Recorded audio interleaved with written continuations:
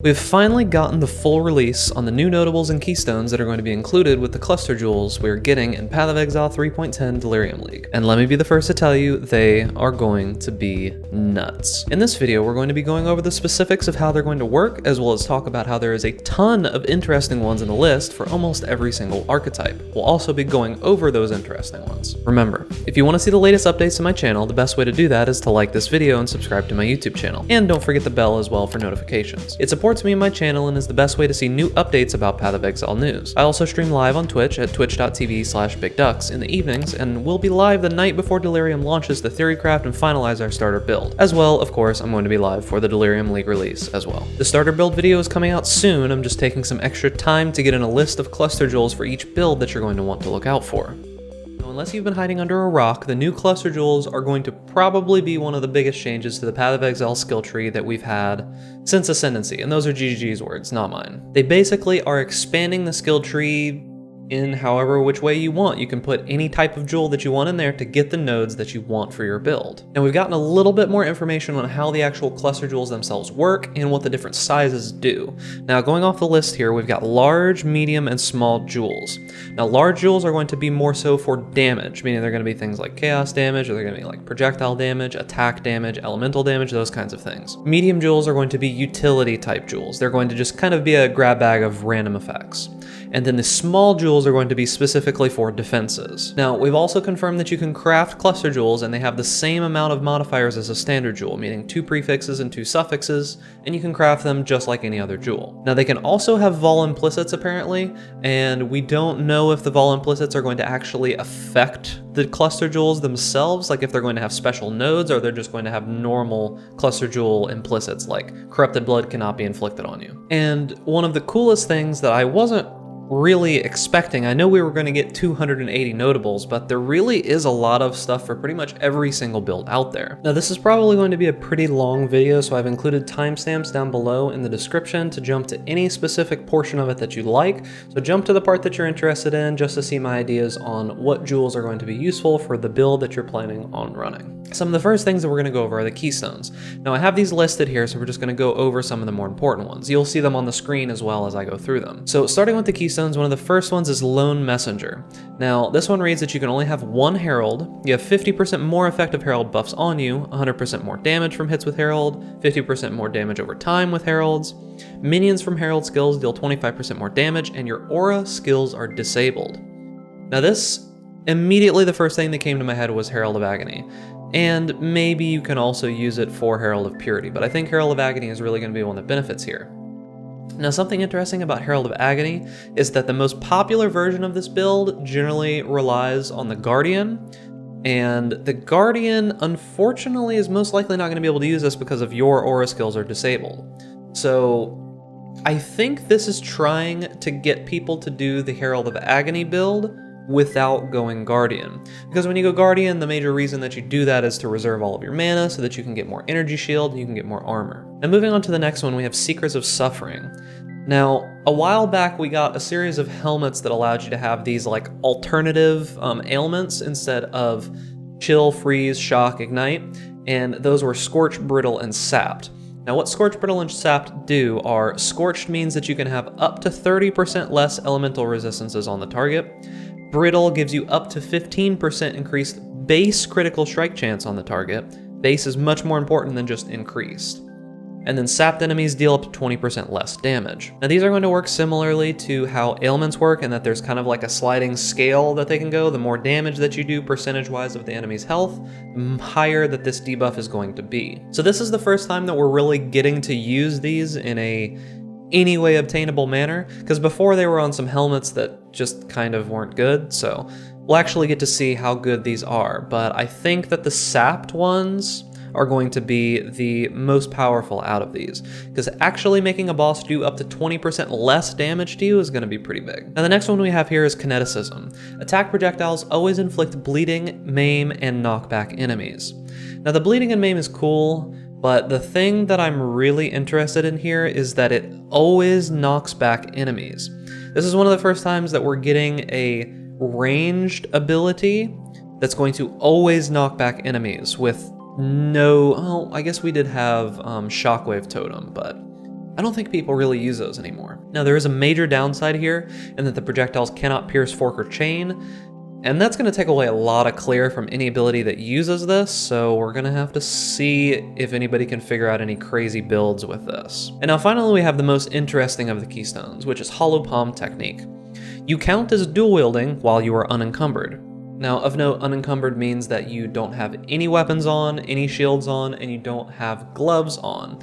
So you can't use this with face breakers, keep that in mind. You have 60% more attack speed while you're unencumbered, and 14 to 20 added attack physical damage per 10 dexterity while you are unencumbered. Now the first thing that comes to mind with this is that this is most likely going to be centered around people wanting to do attack speed based like fist builds, right? Where you're not actually using a weapon. Because when you're using face breakers, most of the time you're just trying to do one big hit, whereas with this you're really going to be doing lots of little hits, and it's going to scale much better with attack speed because you're getting added attack physical damage per 10 dexterity. Now we're going to move on to notables. Now there are a lot of these, but I've kind of condensed them into the ones that I think are going to be worth looking out for, and there are notables for basically every single type of mechanic in the entirety of the game, so keep that in mind. Now these are going to be in two sections. There's going to be offensive and defensive ones. The offensive ones, obvious, it's going to have anything that has to do with doing damage, and the defensive ones are going to include defensive and utility because they're kind of similar. So starting out with the offensive jewels, we have the shield-based ones.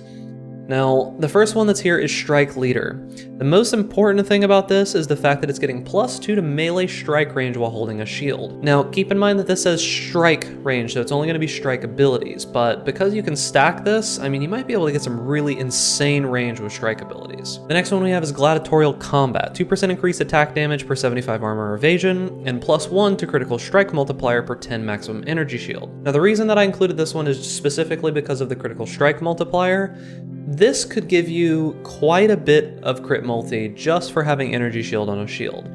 So if I can do some quick math in my head, if an energy shield can get like, I don't know, let's say 400 energy shield, right? So that's 40 crit multiplier just for having the shield on. This is starting to make me think that they're trying to push towards some crit-based shield builds, and you'll see that with the next one coming up here, which is Precise Retaliation. 80% increased critical strike chance if you haven't blocked recently, and 40% to critical strike multiplier if you have blocked recently.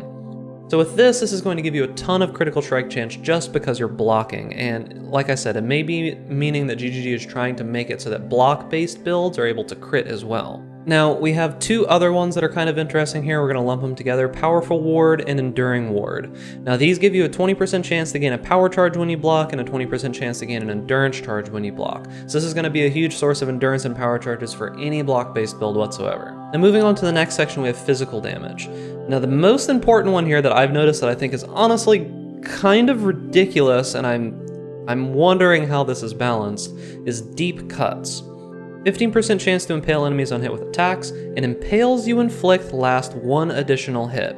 Now, if I'm not mistaken here, this is the major reason why Impale is strong, is the fact that you can stack so many of them at a time. So if you can get a couple of these, and they all stack, and you can get up to like 7, 8, 9, or 10 impales on a target, I mean, you could just straight double the effectiveness of Impale. I think that that's how it works. Honestly, that kind of worries me that Impale is going to be ridiculous. But moving on, we have a couple other things as well. We've got Force Multiplier, which is 5% chance to deal double damage. That's the biggest part here. Double damage is really, really powerful, so look out for that one, because if you stack it, you're going to be able to get a lot of double damage. Then we have Vicious Skewering. So this one gives you a chance to bleed enemies, and it also gives you a chance to impale enemies. And then when you have a bleed on an enemy, it's going to increase the effect of Impale. Impale effect is huge, so this is a very, very good node. So moving on to the next section, we have Auras. Now under Auras, we have Master of Command, which is 50% reduced mana reservation of banner skills. Now this may not seem too interesting at first, however there is a chess piece that's going to make it so that you can have multiple banners, so this might be an interesting node if that seems like it's something interesting to you. We also have Purposeful Harbinger, which is increased effective auras for you for each herald affecting you, so any build that uses a ton of heralds, this might make your other auras have a huge increase of effectiveness. And then we have Precise Commander. Now this was lumped under the aura ones, but I'm not sure why. I guess it has to be, but it says you and nearby allies have 50% increased crit strike chance and 15% crit strike multiplier. Now the thing that I think about when I see this is something that you'll see a little bit more of later, but we are getting some minion nerfs. However, they're also making it very, very easy for minions to have crit. So I'm thinking that a crit-based minion build might be on the table. Now speaking of crit is our next section here. We have Overwhelming Malice, which is a 10% chance to gain Unholy Might for 4 seconds on critical strike.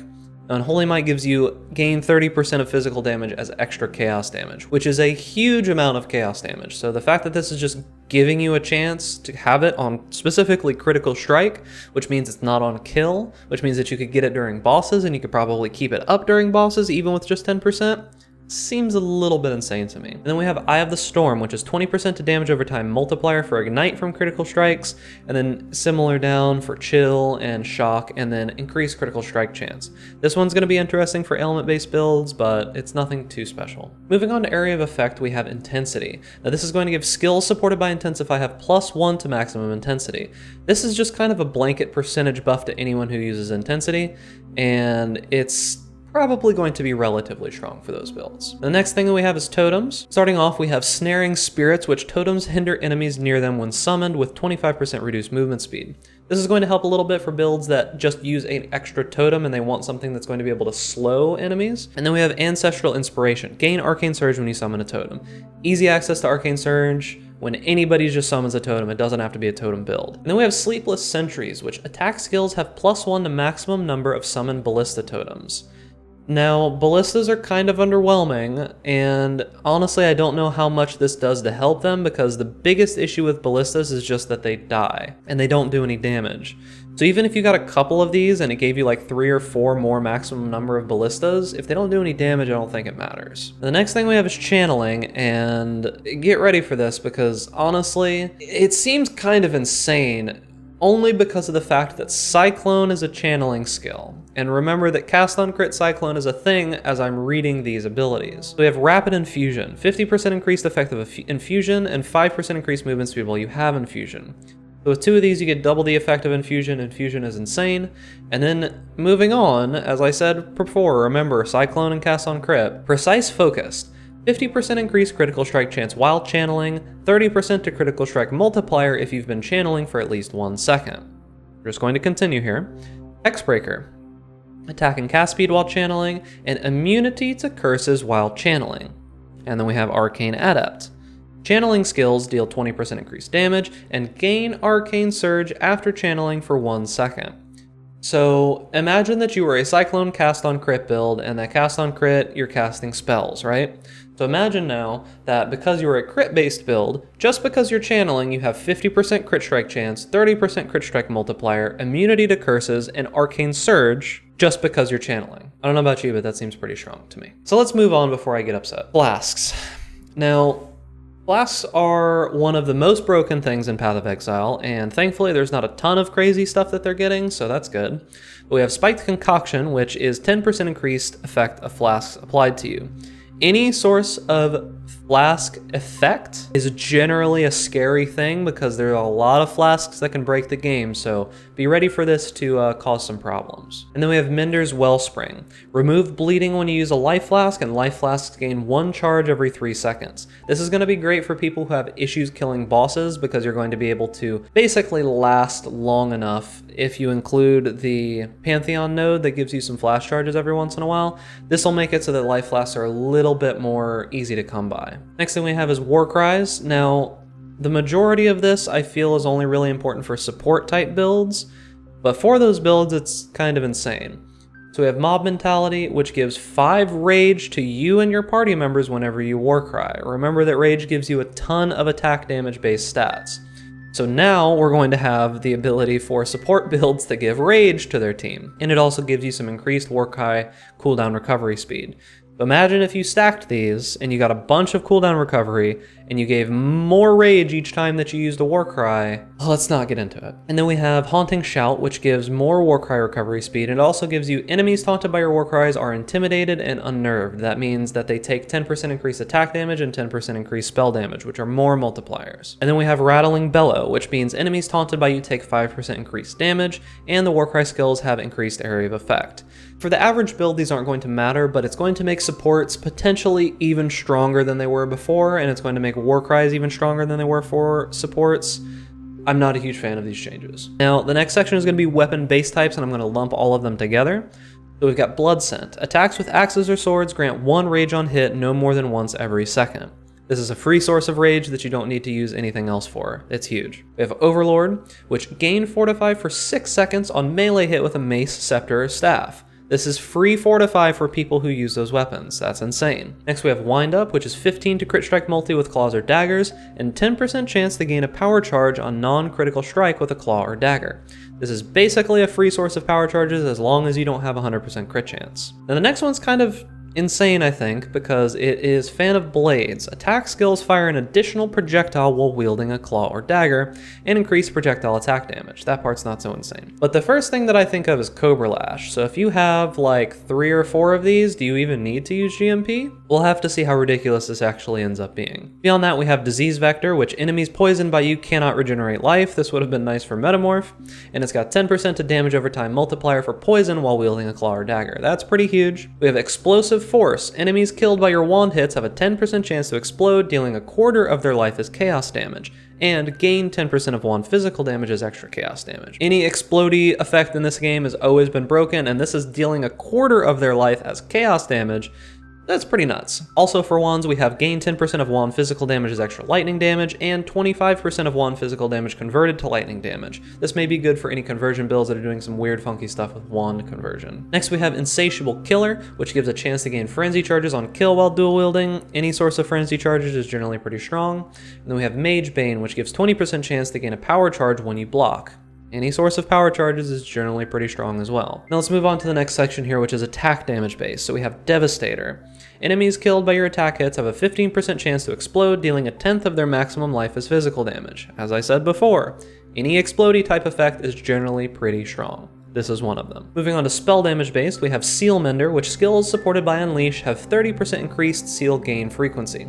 Now what this means is that anytime you're using an Unleash type ability where you're unleashing multiple spells at the same time, you're going to be able to do that more often, which is pretty big. Next we have Thaumaphage, which gives us 10% chance to hinder enemies on hit with spells with 30% reduced movement speed and some leech and some maximum leech recovery. The major thing here is you're going to be able to slow enemies just by hitting them with a spell. You don't have to do anything else crazy. Moving on to elemental based, we have Corrosive Elements. This is cold, fire, and lightning skills have a 25% chance to apply their exposure. Now the exposure debuffs for each one are 10% reduced of the resistance of that type. This is basically just 10% more damage for any ability that does an elemental attack. Next we have Master of Fire, which gives fire exposure, same as I said before, 10% more damage to nearby enemies. That's pretty insane. We have Smoking Remains, which gives 10% chance to create a smoke cloud on kill. I'm assuming this is similar to the smoke cloud from the Flask, and it just gives you a bunch of evasion, or blind or dodge or something like that. We have Snowstorm, which gain 10% of lightning damage as extra cold damage against chilled enemies. This is probably going to be a useful node for elementalists, or you'll see later on that there are going to be ways that you can kind of hybridize your elemental ailments, so keep a lookout for that later. We have Supercharge, which means lightning damage with non-critical strikes is lucky, so any lightning-based build that is not going crit that has elemental overload, this is nuts, because lightning damage has a huge range, and lucky means that it's going to roll it twice and take the best one. This is massive for lightning-based builds. This is honestly just insane. And then we have Blanketed Snow, which is damage penetrates 10% cold resist on chilled enemies. This basically is just 10% more damage. And then we have Chaos damage-based abilities. Touch of Cruelty. Chaos skills have 10% chance to hinder enemies on hit with 30% reduced movement speed, and enemies hindered by you take 10% increased Chaos damage. This is just 10% more Chaos damage. Pretty big. Unwaveringly Evil, which Chaos skills ignore interruptions from stuns. That means that if you were to get stunned and you're casting a Chaos skill, it goes through, you don't have to worry about the stun. This most likely still means that you get stunned though, so you can't actually move. We have Unspeakable Gifts. Enemies you kill have a 10% chance to explode, dealing a quarter of their maximum life as Chaos damage. This is nuts. Explodey abilities are nuts. And then we have Dark Ideation. 2% increased chaos damage per 100 maximum mana up to a maximum of 80%. Now there's a node later on that's going to make this be more obvious as to why I included it. Keep in mind that you only need 4,000 maximum mana to get the full effect of this. Let's move on to the next section of minion damage builds. So Skeletal Atrophy. Summon skeletons have 10% chance to wither enemies for 2 seconds on hit, and they have 30% of physical damage converted to chaos damage. This might make that build that uses the weapon off of Chayula kind of insane. We'll have to see what people do with it. Now the next one is huge. The next one is something that I think is probably going to be the future of minion builds, because they're most likely going to get some nerfs, but this is probably going to make them a little bit ridiculous. Vicious Bite. Minions have 50% increased critical strike chance. Raised specters, raised zombies, and summon skeletons have plus 50% to critical strike multiplier. This seems pretty nuts, and even if minions get nerfed quite heavily, the fact that you're going to be able to make them crit scale, and it's going to be so easy to give them tons of crit multi, minions aren't dead, boys. Don't worry. Now, the next thing is also ridiculous. If you've ever played a golem type build, you're going to know how insane this is. Primordial Bond. 10% increased damage per summoned golem, 40% increased effective buffs granted by your golems, and golems have 25% increased maximum life. If there was ever a node that any type of golem build wanted, this is it. 40% increased effective buffs granted by your golems is massive. Imagine if you multiply that by like 3 or 4 jewels. Look out for elementalists, they're going to be nuts with this. Like honestly, absolutely nuts.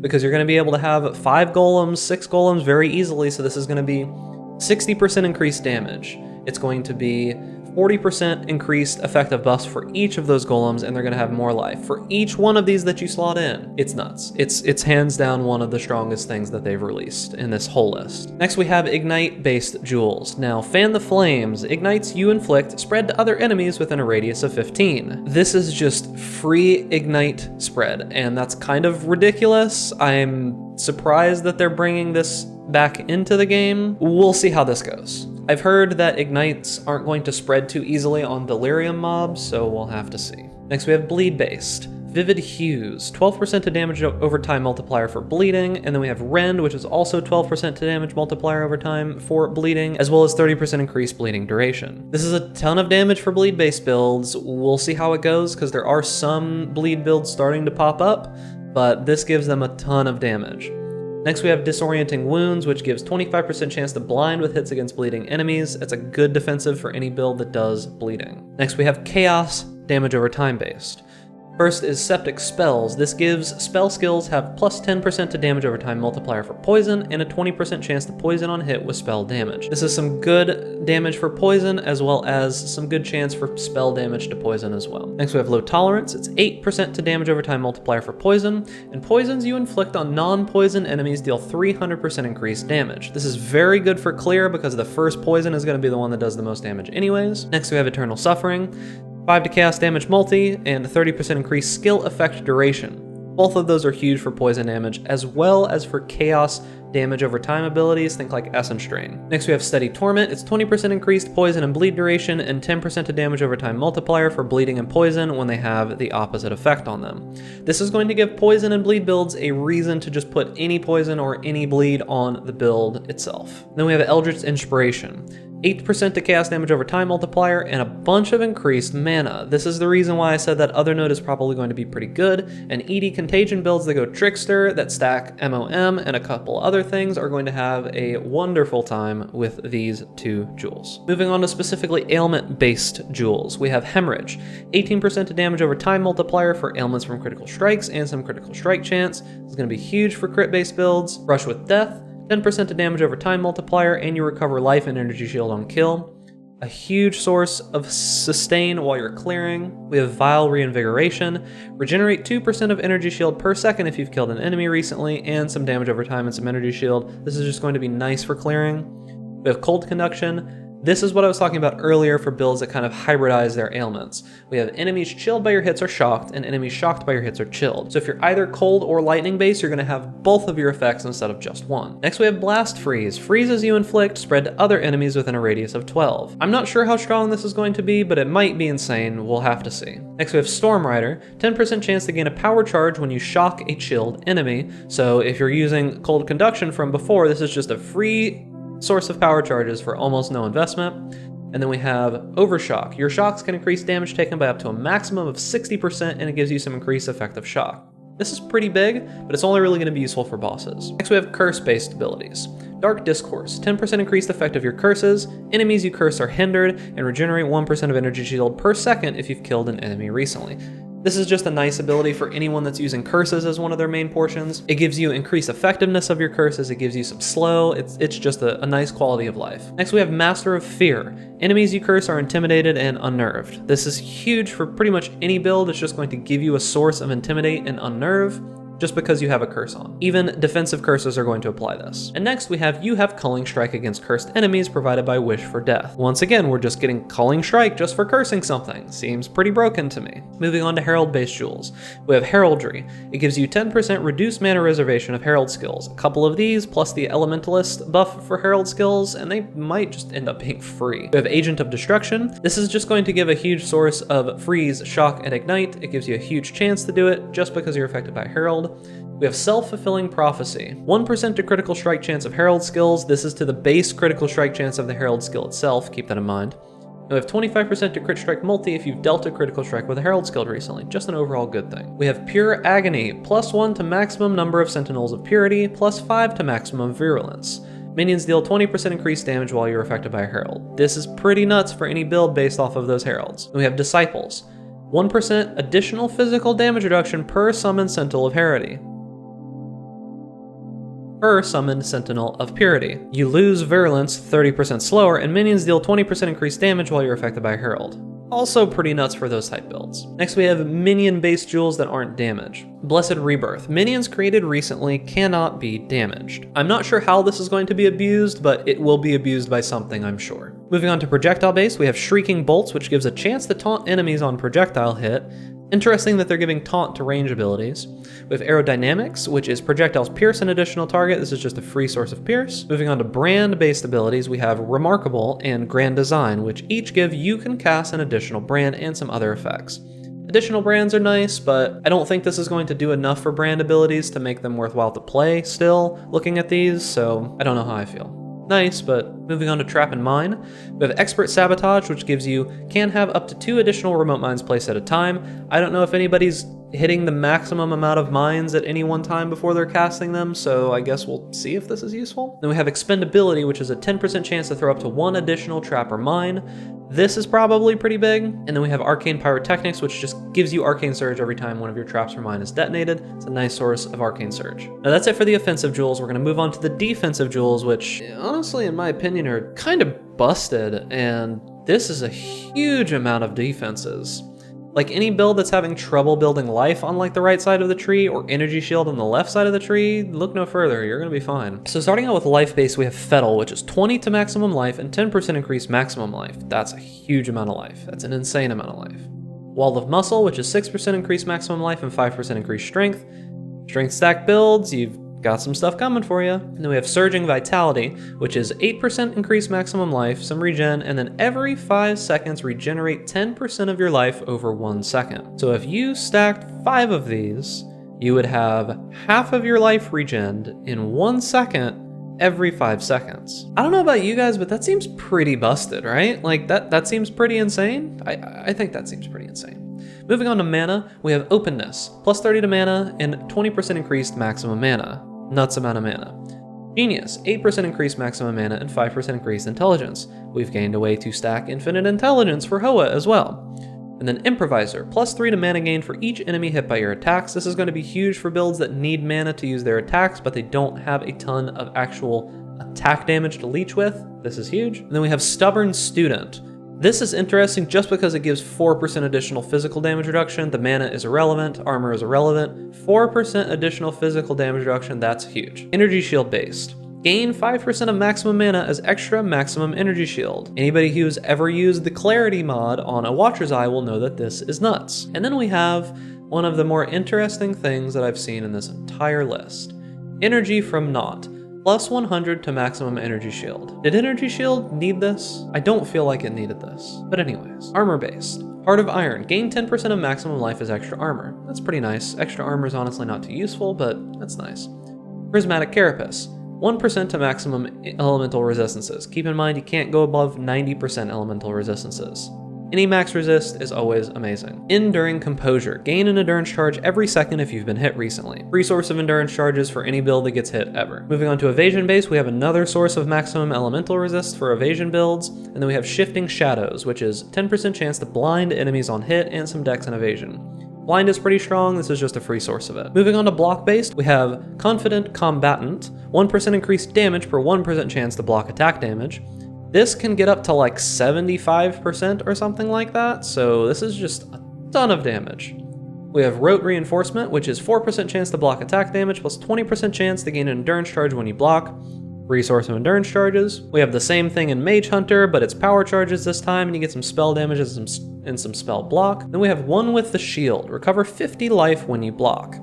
That's quite a bit of life for each time that you block, and you could probably stack these, so you could be getting like 250 life each time you block, so if you're blocking constantly, huge source of life. Moving on to dodge-based, we have Elegant Form, which just gives a flat chance to dodge attack and spell hits and to avoid elemental ailments. This is stronger than you think it is because it's another source of dodge in the tree. We used to be capped pretty hard at how much dodge that you could have. This gives us more, so look out for this. And we have No Witnesses, 10% chance to gain elusive on kill and 25% increased elusive effect.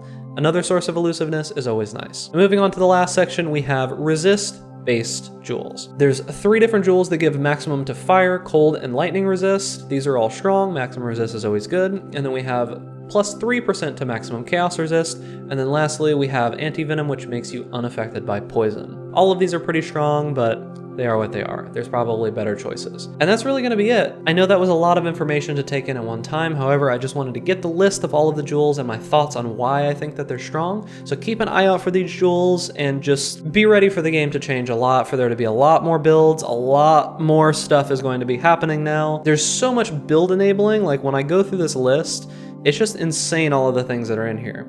Honestly, my takeaway from this is that Cyclone is going to be ridiculous. It's going to have a ton of utility just based into it now, especially with cast on crit version. Minions are probably going to be crit based and a bunch of other stuff. So beyond that, thanks for watching. Make sure to subscribe if you haven't, and I'll catch you next time.